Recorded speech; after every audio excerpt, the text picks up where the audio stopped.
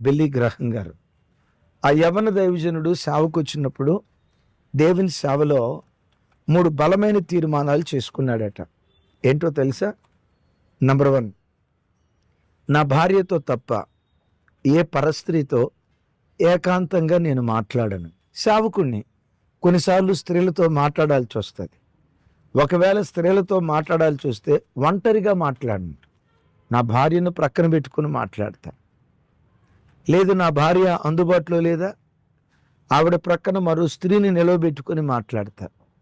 పొరపాటున ఏకాంతంగా ఏ స్త్రీతో ఒంటరిగా నేను మాట్లాడను. వా, ఆ దైవజనుడు తీసుకున్న తీర్మానం.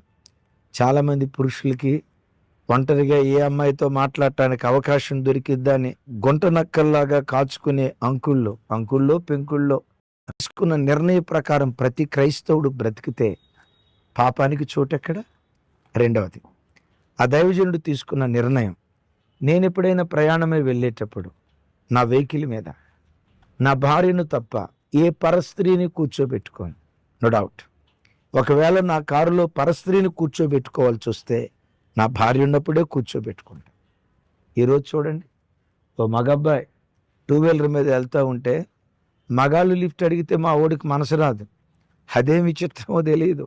మార్గ మధ్యలో ఒక ఆడపిల్ల అట్లా లిఫ్ట్ అడిగిందా, మా ఊళ్ళో నుంచి కరుణా సంపన్నుడు బయలుదేరతాడు, దయామూర్తి కనికర సంపన్నుడు బయలుదేరతాడు, లిఫ్ట్ ఇస్తాడు. ఆ అమ్మాయి కాస్త భయంగా దూరంగా కూర్చుంటే పర్వాలేదండి, అడ్జస్ట్ అయిపోతా, దగ్గరగా జరగండి, భుజమే.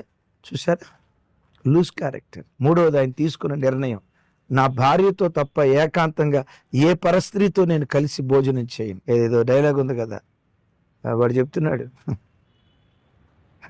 కప్ కాఫీ అంట, కుదిరితే 2-3 మాటలట. నా భార్యతో తప్ప. దైవజన్మ అమెరికా దేశంలో అంత పవిత్రంగా బ్రతికాడు ఆ దైవజనుడు. 171 దేశాలను కదిలించి కొన్ని కోట్ల మంది ప్రజలను ప్రభు తట్టు త్రిప్పే ఓ బలమైన పాత్రగా మారిపోయాడు. ఎందుకో తెలుసా? జ్ఞానం.